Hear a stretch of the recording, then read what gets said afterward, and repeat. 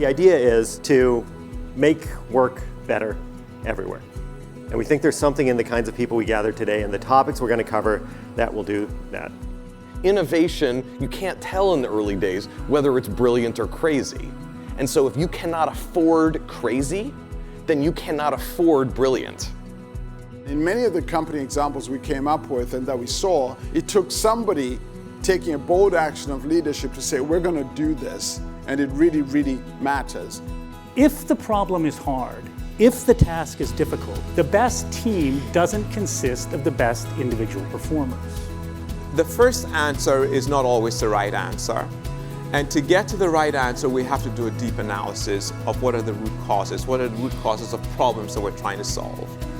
We've recruited over 20 behavioral scientists into government, and because of the team's work, more service members are saving for retirement, more low-income students are going to college, more farmers are able to start small businesses, and more veterans are accessing the benefits they've earned through their years of service. Don't assume you know what people can contribute because of who they are at first glance. My imagination is not limited to my life experience.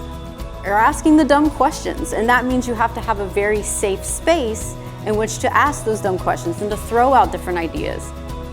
We spend an inordinate amount of time doing hardcore science and analytics, but how do we ensure that it's memorable?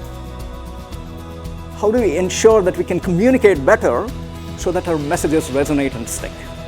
The more that we can reorient our brain towards the fueling parts of our reality by what we talk about, by the way we communicate with the people around us, research shows that actually fuels performance. Scientists aren't just becoming better communicators now, they're becoming stronger scientists.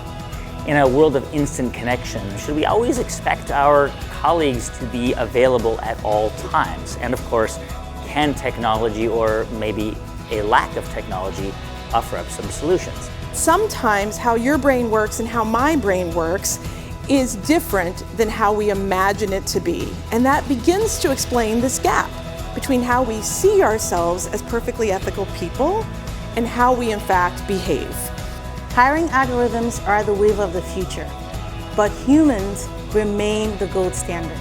Roughly 90% of people are forced to go every day to do work they don't want to do in a place they don't want to be. And the question is why? As long as we keep talking about this as a women's issue, we will never make the progress we need. What I saw today was a tremendously courageous, incredibly ethical stand on what it takes to build a great business, and a commitment to it, and a commitment to doing it the right way.